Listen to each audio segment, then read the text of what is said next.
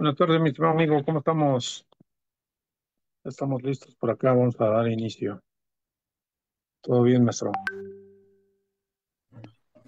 Hola, maestro David, buenas noches. Buenas noches. Gracias, gracias. Espero que me dé indicaciones. Gracias. Sí,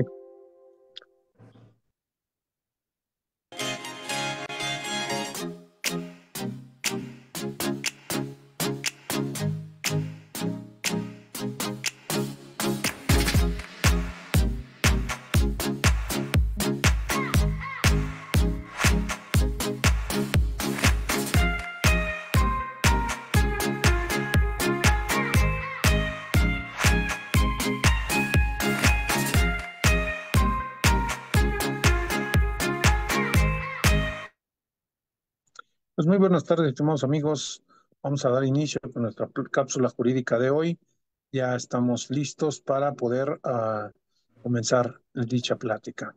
Sean bienvenidos de parte de la Barra de Profesiones en Derecho y Peritos en Ciencias Forenses AC a esta cápsula jurídica denominada Tópicos de Ejecución, Beneficios Preliberacionales, la cual será abordada por el maestro Marco Antonio Rodríguez Ventura, juez de control y enjuiciamiento en el estado de Veracruz, anteriormente juez de ejecución, un gran amigo, un gran conocedor de la materia. Y bueno, maestro, pues como siempre, bienvenido a estas pláticas donde nos viene a compartir pues esas experiencias que usted va teniendo día a día. Adelante, maestro, lo escuchamos. Gracias, buenas noches, maestro doctor David. Le agradezco la invitación. Quisiera saber si no se escucha mal el internet, si es el internet de la zona de Coaxacualcos o es de Ciudad de México. ¿Me escuchan bien? Sí, lo escuchamos bien, maestro. Ah, bueno, bueno. Pues bueno, antes que nada agradecer la invitación para poder platicar un poco de estos beneficios preliberacionales que yo sé que han sido tocados por muchos maestros de la entidad de Ciudad de México, del Estado de México y de otras entidades que han participado en su barra. Pero lo cierto es de que en cada entidad tenemos algunas características propias para poder promover lo que no debería de ser, pero tenemos circunstancias laborales con las que actuamos. En este caso, no sé, vamos a empezar con lo previsto en el artículo 137 del Código Nacional de Procedimientos Penales. ¿Cuáles son los requisitos para obtener una libertad condicional o condicionada? Al final de cuentas, los tres requisitos que yo distingo en el Código Nacional o los tres beneficios que distingo en el Código Nacional para obtener la libertad de una persona, está la libertad condicionada, la libertad anticipada y lo previsto por el artículo 144, que generalmente no lo abarcamos, pero es una forma de poder obtener también la libertad de una persona privada de su libertad con esto que llama la ley sustitución y suspensión temporal de las penas. Para un abogado, yo creo que la finalidad es sacar lo más pronto posible a su representado y para ello la ley nos da ciertos beneficios que podemos utilizar. Yo puedo hablar desde la perspectiva de la ciudad, del estado de Veracruz y cuál es mi experiencia en el estado y se puede ligar con la experiencia que he escuchado de otros maestros, compañeros jueces estatales y locales, en la que en lo común estamos de acuerdo en la forma de actuar ante un incidente preliberacional. En el caso, por ejemplo, de la libertad condicionada, tenemos lo dispuesto por el artículo 137, que en la fracción primera señala que no se le haya dictado diversa sentencia condenatoria firme. Creo que en este apartado la mayor parte de los abogados juzgadores están en el sentido de que si ya tiene una sentencia, esta impide que pueda acceder al beneficio preliberacional. Este, este artículo restrictivo, yo en algún momento lo platicamos, doctor David, que para mí había sus excepciones, como cuando, por ejemplo, se impone una pena privativa de libertad de 10 años, el sentenciado ya la cumplió, purgó los 10 años, pasaron 2 años más y vuelve a cometer un delito. En ese sentido, ya no habría caso para efecto de poderlo sancionar o impedir que pueda obtener un beneficio preliberacional por otro proceso. Hablamos también del tema, perdón, no sé si me escuchan. Bueno, bueno, si Sí, están por... sí lo escuchamos. Ah, gracias, muy amable. Hablamos de esta fracción primera, que es muy restrictiva de la libertad, que la Corte ya ha establecido que no se vulnera el principio del artículo 23 constitucional, pero en algunos estados de la República se habla de la prescripción, de la ejecución de la pena y también de la prescripción de la reincidencia. Para mí, en mi humilde concepto, la reincidencia se acredita cuando hay una sentencia condenatoria firme y que está debidamente certificada, constatada por la autoridad que le emitió, para exhibirla ante el juez de ejecución como un antecedente de que no, de que ya fue sentenciado. En este tenor, si tú le acreditas al juez que esa sentencia ya está prescrita, y lo hago referencia porque en el artículo en Veracruz sí establece esta prescripción en su artículo 33, señala, hay reincidencia siempre que el condenado por sentencia ejecutoria dictada por cualquier tribunal de la República Mexicana o del extranjero cometa otro delito en la entidad si no ha transcurrido desde el cumplimiento de la condena un término igual al de la prescripción de la pena. Este artículo nos abre el panorama para decir, bueno, me impusieron 10 años, yo ya llevo 11 años sin cometer un delito, pero vuelvo a cometer uno de carácter culposo. En este sentido, cuando tú llegues con el juez de ejecución, podrás argumentar, su señoría, por lo menos en el estado de Veracruz y donde existan este dispositivo legal en el Código Penal, podrás argumentar que esa reincidencia ya prescribió, que ya no lo van a poder tomar en cuenta para efecto de condenarte. Pudiera promoverse vía incidental antes de que llegues a la etapa de promover un incidente de preliberación, puedes promover un incidente para efecto de que se prescriba esa reincidencia y no se tome en cuenta al momento de que se pida un beneficio nuevo a tu representado. Este concepto yo lo acojo, se lo he escuchado a otros dos compañeros jueces de otras entidades, pero es la minoría.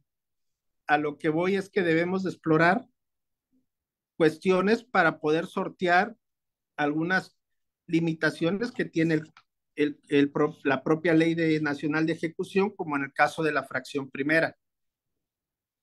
No sé si en este punto quieran platicar algo los compañeros que están conectados o continúo con la exposición.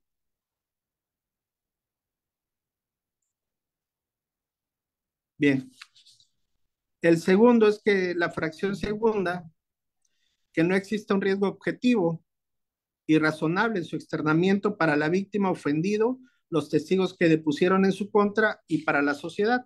En este caso, pues ya la Corte nos dio luz en el sentido de que no se puede, eh, si no se acredita de manera objetiva, es decir, con pruebas ciertas, como puede ser una denuncia, como puede ser alguna circunstancia que nos dé luz de que la parte que está pidiendo el beneficio ha amenazado a la víctima o que su conducta dentro del centro de reinserción social es perniciosa porque ha sido objeto de sanciones, ha cometido algún intento de motín, pues evidentemente no habría por qué negarle el beneficio atendiendo esta fracción segunda. ¿A quién le corresponde la carga de la prueba en esta fracción segunda? A la fiscalía. La defensa generalmente no tendría que demostrarlo y simplemente se robustece con lo establecido en el informe que hace el área técnica respectiva, que señala la existencia de una buena conducta de la persona privada de la libertad. Con esta área podemos coligar la fracción segunda que nos vería beneficiada el comportamiento que tuvo durante los años de internamiento. La fracción tercera, haber tenido buena conducta durante su internamiento. Aquí la Corte ya ha establecido que la mala conducta que tú pudiste haber tenido al entrar al centro de reinserción social debe de analizarse de manera gradual, pues esta no causa cosa juzgada, sino que se debe de ver la reinserción de manera paulatina para ver si inició con una mala conducta y al transcurso del tiempo donde pide el beneficio preliberacional, ya obtuvo un cambio de su conducta y ya se está comportando de manera idónea, respetando el reglamento interior y las leyes que rigen un centro de reinserción social. Por ello, cuando le digan a usted la fiscalía, en el sentido de que hay una cosa juzgada, hay una mala conducta por parte de su representado al inicio de su internamiento, es decir, en el primer año, y la preliberación la piden al 10º año, le podrán decir ustedes sí, pero hay una graduación de su buen comportamiento que inició de mala a muy buena, y esto lo ha protegido la Corte en diversos criterios. En la fracción cuarta del artículo 137 del Código de la Ley Nacional de Ejecución, señala haber cumplido satisfactoriamente con el plan de actividades al día de la solicitud. Aquí es donde les digo que dependiendo el área donde tú vayas a litigar, sea Ciudad de México, Estado de México, centros federales o el Estado de Veracruz, tenemos algunas divergencias en qué es lo que se recaba como información. Aquí en el Estado de Veracruz, el juez, una vez que recibe la promoción del, de la persona privada de la libertad, de oficio recaba el plan de actividades con las áreas requeridas por el artículo 18 constitucional. Le da un plazo al director del centro de reinserción social donde se encuentra internada la persona para que emita el informe que se requiere para poder cubrir los presupuestos de la fracción cuarta del artículo 137. Y eso lo hacemos así porque en la práctica hemos visto que si lo pide el particular, muchas veces se presta primero a corrupción, muchas veces se presta que la propia autoridad penitenciaria no rinde oportunamente los oficios y esto trae un perjuicio de la administración de la justicia. Por ello, los planes de actividades, por lo menos en el estado de Veracruz, se piden por parte del juez de ejecución y no se le deje esa carga al peticionario o al promovente del beneficio preliberacional. Eh, Otro tema, en la fracción quinta, haber cubierto la reparación del daño y la multa. Yo en el estado de Veracruz, por ejemplo, existe en el Código Penal la prescripción de la reparación del daño.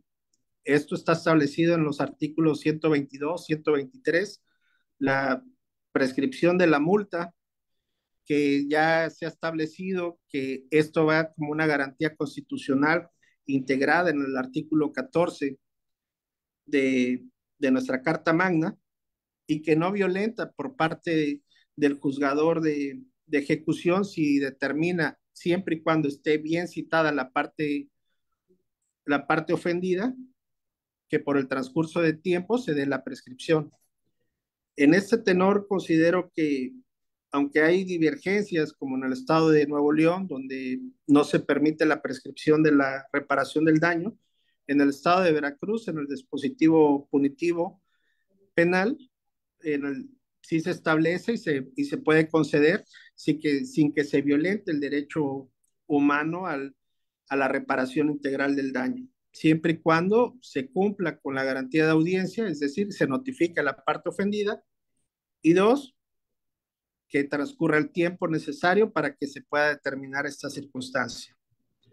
Ya sabemos que hay prohibiciones o no corre la prescripción cuando son personas infantes, adolescentes, que esta empieza a correr hasta que cumpla la mayoría de edad y en este sentido, pues correría hasta que él adquiere los 18 años de edad que señala la ley. Respecto a la fracción sexta, no estar sujeto a otro proceso penal del fuero común o federal por delito que amerite prisión preventiva.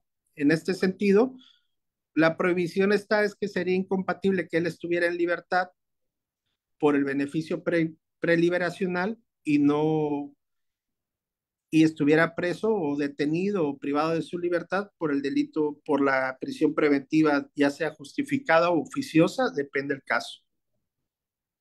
Por último, en la libertad condicionada, se establece que se debe de cumplir la mitad de la pena tratándose de delitos dolosos. En este caso, el cómputo lo haría el Centro de Reinserción Social en caso de que el juez de ejecución no lo haga. No sé si hasta aquí existe alguna duda a los participantes. Con todo gusto les podemos ayudar.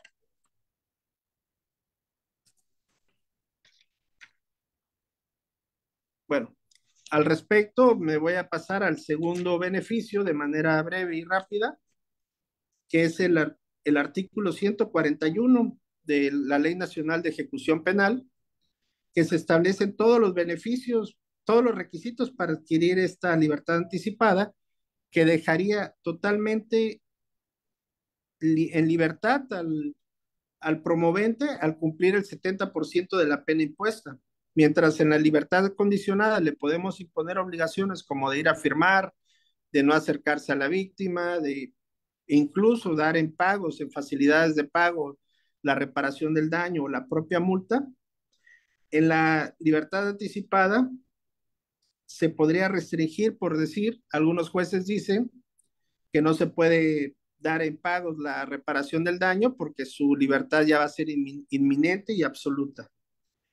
En este sentido, considero yo que ustedes pueden promover antes de audiencia un incidente para verificar si no hay la cuantificación de la reparación del daño, si procede en determinado momento la prescripción y en el último de los casos, pues un plan con justicia restaurativa para efecto de pagar en parcialidades la reparación del daño, pero que esto no sea impedimento, como lo establece más adelante el Código Nacional, para efectos de establecer o impedir que nuestro representado salga de la prisión que está sufriendo.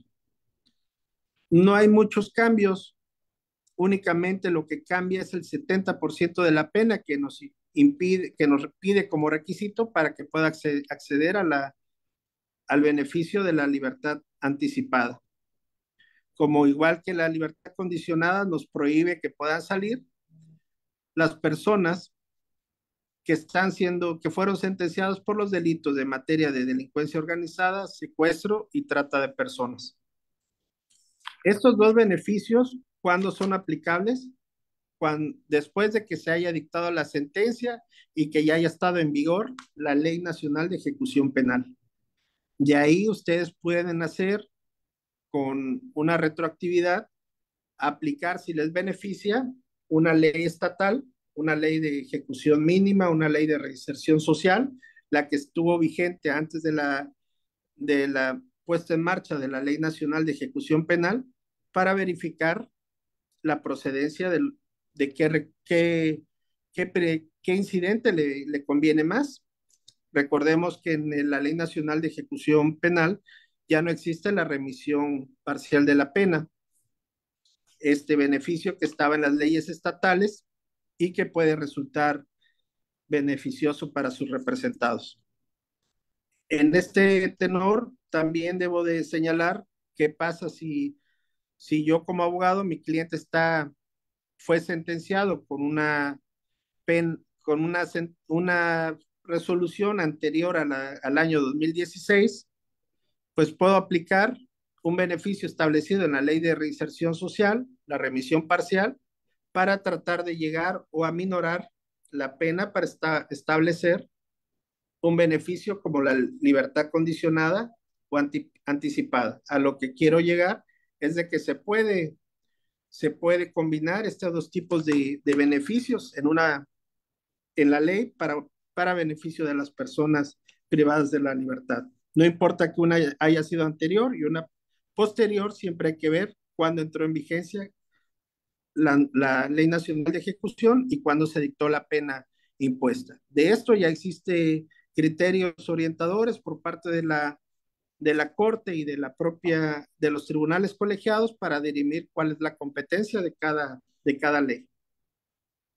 El último beneficio que a mí me llama la atención y que puede ser muy benéfico para las personas que están privadas de su libertad son los establecidos en el capítulo tercero, que se llaman sustitución y suspensión temporal de la pena, donde se nos establece la modificación de las penas y sobre todo el artículo 144 del dicho ordenamiento, donde podemos obtener beneficios tal cuales como el que una persona sentenciada por una pena privativa de libertad que no alcance algún sustituto establecido en el Código Penal de cada entidad, como puede ser en Veracruz la suspensión condicional, o puede ser la sustitución de la pena, o en algunos estados llamada conmutación de la pena, pues puedes tratar de promover la sustitución de la pena siempre y cuando se cumplan los requisitos establecidos en el 144 de la Ley Nacional de Ejecución Penal.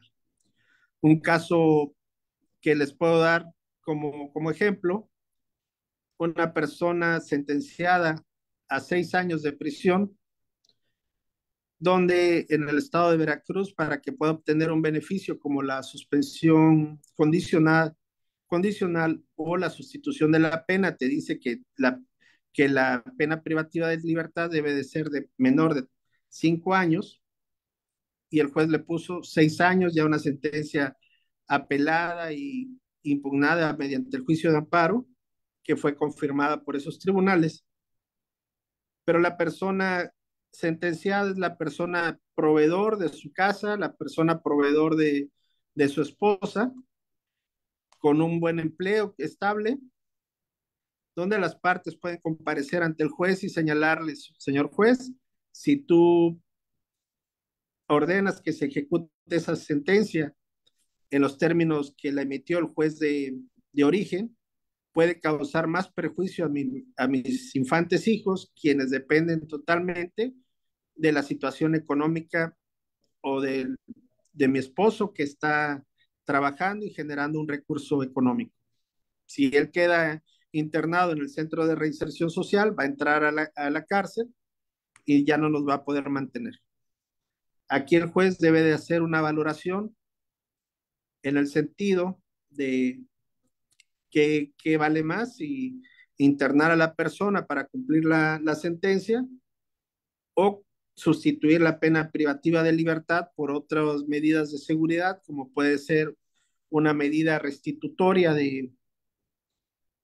una medida de educativa, reeducativa, de acuerdo a la ley para las mujeres vivan libres de violencia, o para tratamiento psicológico, o para medidas de seguridad como firmas periódicas, lo que no afecte con el desempeño laboral y tal vez el desempeño familiar que en su momento pudieran tener. También este beneficio se puede pedir cuando se busque proteger a los menores de 12 años, siempre y cuando la persona no afecte el libre desarrollo de los infantes. No vamos a poner a una persona juzgada por pederasta, abuso sexual de menores, al cuidado de sus hijos, de sus sobrinos o de las personas infantes que estén a su alrededor. Estas son las circunstancias que pueden trabajar ustedes sobre la Ley Nacional de Ejecución Penal, que considero pueden beneficiarlos para efectos de establecer una modificación o sustitución de la pena privativa de la libertad, la que no necesariamente debe de imperar en todo momento, y que la propia ley solo nos excluye 3 delitos: delincuencia organizada, secuestro y trata de personas. Esto también lo podemos ver cuando el legislador señala que se puede implementar programas de tratamiento de adicciones, reinserción en libertad, justicia colaborativa o restitutiva, política criminal o trabajo comunitario.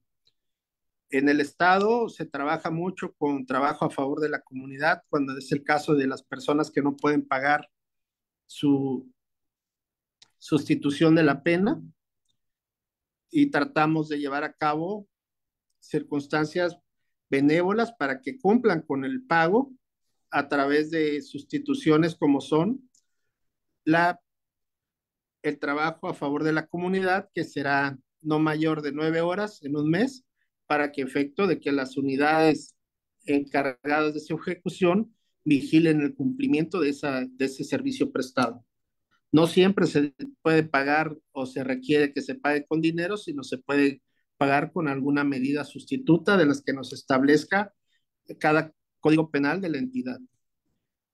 Estos son los beneficios que yo considero pueden ustedes ver en la ley para efecto de establecer algún tipo de liberación anticipada de sus representados, o incluso que antes de purgar la totalidad de la pena puedan sustituirla por alguna modificación o sustitución que establecen los artículos 136, 137, 141, 142 y 143 del Código Nacional de Procedimientos Penales, amén de los beneficios que tiene el propio Código Penal de cada entidad. En este sentido, puedo decir cuando la persona es un adulto mayor, en el estado de Veracruz, en su Código Penal establece 70 años, y en el Código y en la Ley Nacional también nos establece como adultos mayores. Podemos ligar lo que dice la ley del adulto mayor para establecer algún tipo de beneficio que pueda acceder a su libertad. Un ejemplo claro es cuando la persona es adulto mayor, ya tiene enfermedades terminales y ya su habitación o su internamiento en un centro penitenciario no es acorde a las condiciones físicas y de salud que él tiene, porque puede ser una persona ciega, porque puede ser una persona con limitaciones en su movilidad, como puede ser que no puede caminar o es cuadrapléjico o tiene que moverse a través de una silla de ruedas, y los centros penitenciarios no tienen esas condiciones ni tienen los cuidadores necesarios para efecto de establecer una persona para cada tipo de persona con características especiales, por lo que es necesario llevar a cabo estas regulaciones a través de los defensores para promover lo que mejor consideren a sus representados. Esto, estos beneficios tan benévolos que vienen en nuestra Ley Nacional de Ejecución Penal deben de ser explicados a la población penitenciaria, a sus familiares, porque son recursos o son incidentes o son oportunidades que ellos pueden tener para acceder y no tener nuestros centros de reinserción social tan saturados como los tenemos. Yo creo que la entidad no es la única, sino en muchos estados existe la saturación de las cárceles, y donde delitos de muy bajo impacto a lo mejor están integrando el grueso de las cárceles que tenemos en nuestro país. En este tenor, doctor David, no sé si hay alguna pregunta para no hacer un monólogo y tocar temas como lo dijimos al inicio de la plática, donde se trate de abundar sobre temas de preliberaciones en todo el estado, en toda la República.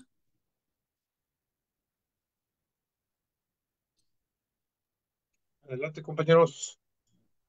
Los que gusten hacer uso de la voz, está abierto el micrófono.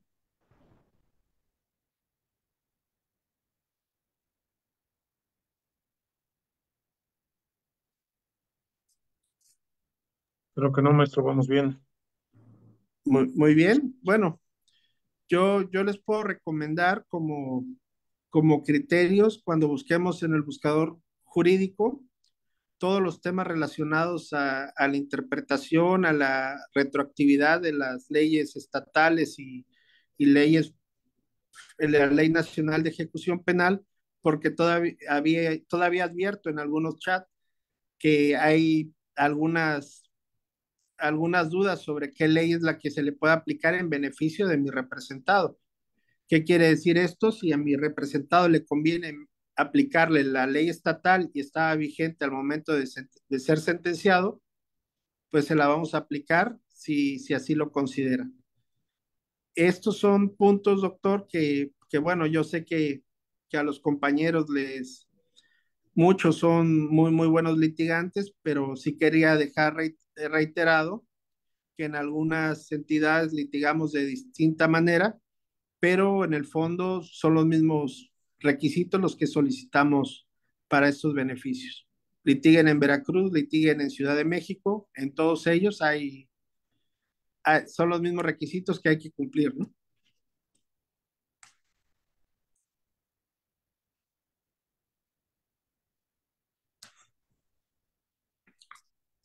Y si hacemos un análisis de si hacemos un análisis de toda la jurisprudencia, criterios orientadores, pues hasta la fecha no hay mucho.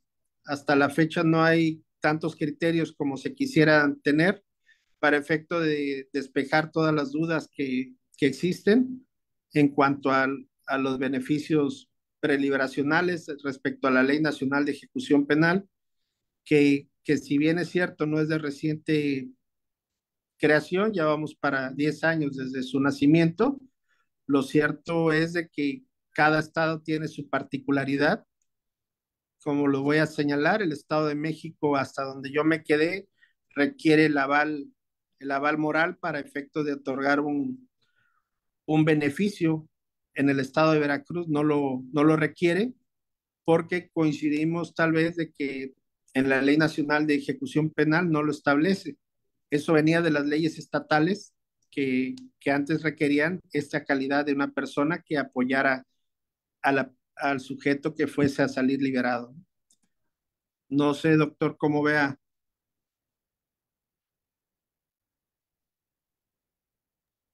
Sí, claro, maestro.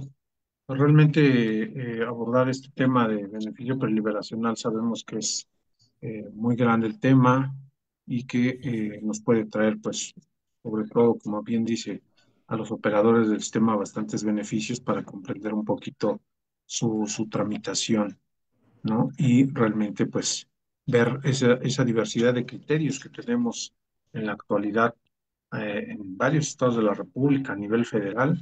En muchas de las ocasiones, pues bueno, sabemos que son divergentes esos criterios y que lo ideal, pues, sería unificarlos a través de esta Ley Nacional de Ejecución Penal, ¿no?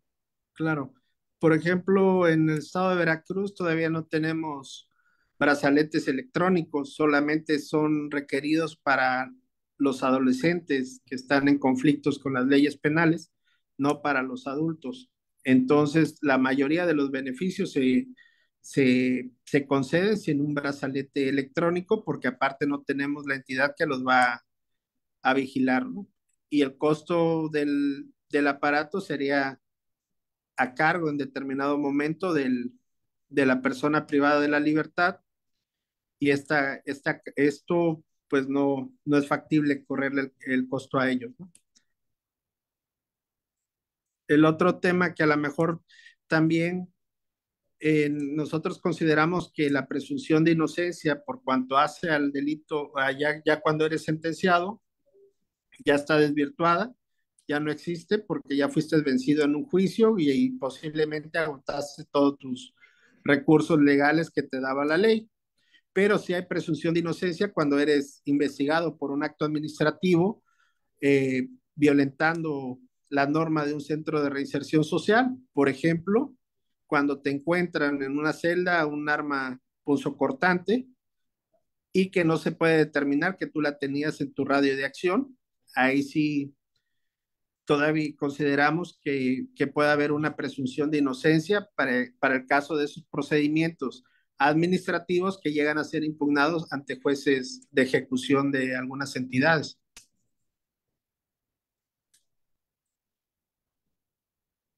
Y por último, tal vez el tema de las competencias, que es otro tema que causa recurrentemente conflictos, ante qué juez voy a promover.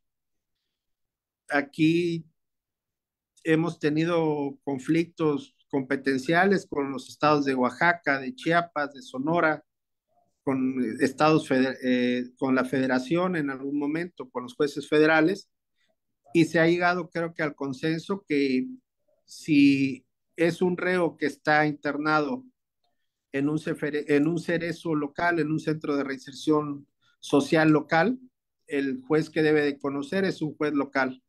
Pero si está sentenciado si estás compurgando la pena en un CFRESO, en un Centro Federal de Readaptación Social, donde los ordenamientos son federales, el que debe de conocer, aunque sea una persona privada de la libertad local, el que debe de conocer es el juez federal que tiene competencia en ese centro penitenciario.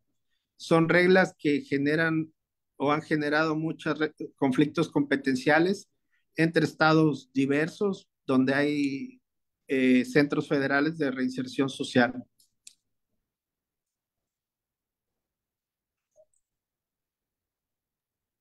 Maestro, respecto, por ejemplo, el tema de que no exista riesgo objetivo y razonable en su externamiento para la víctima, ese requisito que contempla, por ejemplo, el 141, fracción segunda. Sabemos que es muy complicado que tenga esta carga procesal muchas veces el solicitante del beneficio.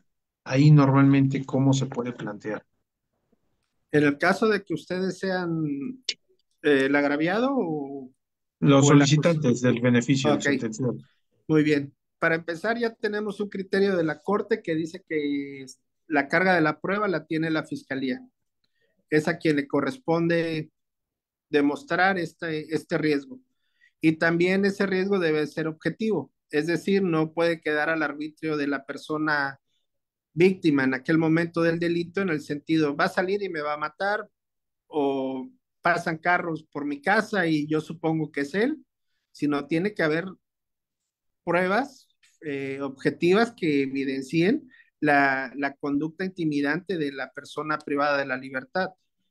Puede llegar al extremo de hacerse una denuncia, puede llegar al extremo de tener algún medio probatorio que sea inequívoco, a la mejor llamadas desde el reclusorio, intimidando a la parte ofendida para efecto de establecer, pero siempre yo considero que en una carpeta de investigación y tal vez hasta en un procedimiento penal, para acreditar esta circunstancia, no queda al arbitrio y al pensamiento de cada persona agraviada, porque esto rompería con la posibilidad probatoria que tiene la persona privada de la libertad de probar actos que a lo mejor ni existen, ¿no?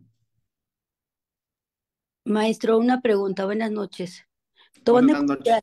tomando en consideración el tema que dijo un momento anterior, de que la solicitud de beneficiario, si está en un centro federal, debe atenderla el federal, no el juez local, aunque sea una sentencia del juez local. ¿Hay alguna jurisprudencia que así lo disponga? Sí, mire, en cuestiones de internamiento, por ejemplo, si yo quiero un traslado, la competencia es para el juez federal, porque el ordenamiento interno es de un centro penitenciario federal.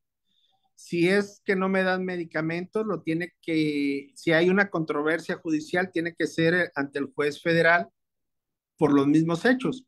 Lo que rige es un ordenamiento federal.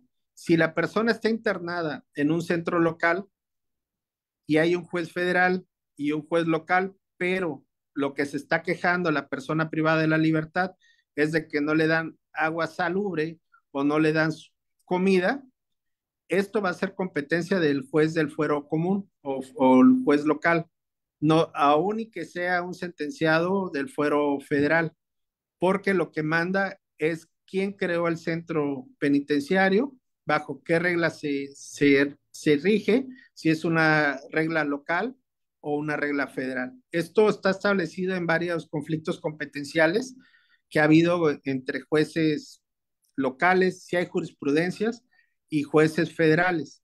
Cuando un juez local dice, ¿sabes qué? Yo no soy competente, se la mando al juez de ejecución de Chiapas, de que está en Chiapas, al federal, y él dice, no, yo tampoco soy competente, no te acepto la competencia, te la regreso, el juez local la recibe y la manda al tribunal colegiado para que determine quién va a ser el competente. Ya hay criterios que establecen estas circunstancias, por eso yo les comento, cuando ustedes tengan un conflicto donde a su representado sea en un centro federal de reinserción, el juez competente es el juez federal que está a cargo de que tiene competencia en ese centro penitenciario. No sé si con esto conteste, Mari Carmen, pero sí hay jurisprudencias ya legalmente establecidas y criterios federales que hablan sobre este tema. Gracias, maestro.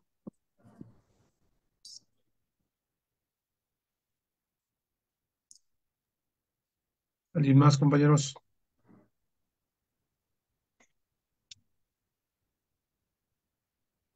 Bueno, la verdad que ejecución, doctor, trae muchos temas. Yo ahorita que lo veo ya desde la vertiente de juez de enjuiciamiento, el tipo de ofertamiento de los medios de prueba, creo que ejecución es una parte más ligera que el proceso de enjuiciamiento. Los jueces de ejecución no son tan estrictos como lo son los jueces de enjuiciamiento. Y lo digo en este tema, en el caso de Ceferesos, muy habitualmente los órganos, las áreas que integran un plan de actividades no se presentan a las audiencias donde son citados. Entonces el juez no declara por ello eh, por no incorporadas o por válidas esos medios de prueba, sino puede hacer el razonamiento que al señalar que él al pedir el informe le fue remitido de manera directa y que al integrar su cuaderno administrativo, su proceso penal de ejecución o su procedimiento de ejecución, se toma como un hecho notorio al estar integrado en un procedimiento judicial. Digo, son un montón de circunstancias que puede haber con la Ley Nacional de Ejecución y la verdad con muchos beneficios para las personas privadas de la libertad.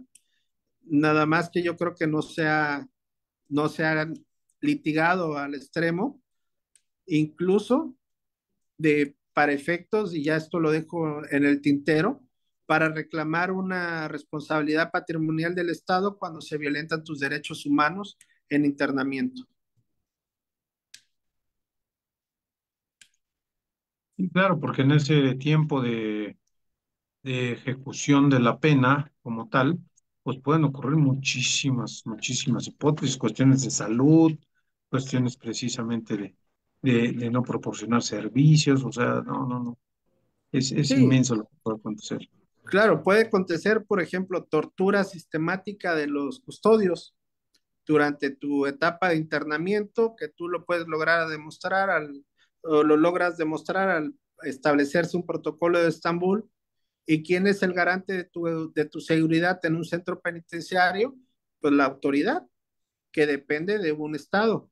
Y de ahí nace la responsabilidad patrimonial del Estado establecida en una ley administrativa, pero que impacta económicamente en beneficio de la persona que lo promueve.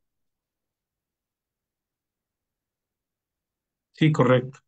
Pues sí, maestro, efectivamente son muchísimas hipótesis en las que nos podemos encontrar en un asunto, en un solo asunto, ya no hablemos de muchos, en un solo asunto de ejecución. Pero bueno, pues compañeros, no sé si hay alguien más que tenga alguna pregunta, alguna duda. Si no hay, bueno, pues por el momento con esto daríamos por concluida nuestra charla, como siempre agradeciéndole a nuestro Marco Antonio Rodríguez Ventura su participación y sobre todo, bueno, pues esa humildad que siempre tiene para venirnos a compartir aquí y entregarle nuestra parte, su constancia de participación. Se le haré llegar a la brevedad, maestro. Gracias. Muchísimas gracias. Muchísimas gracias por participar con nosotros. Y bueno, compañeros, pues muchísimas gracias a ustedes. Bonita noche, que descansen, maestro. Un abrazo a la Gracias, distancia. doctor. Cuídense. Cuídense mucho. Hasta luego. Gracias, buenas noches. Buenas noches.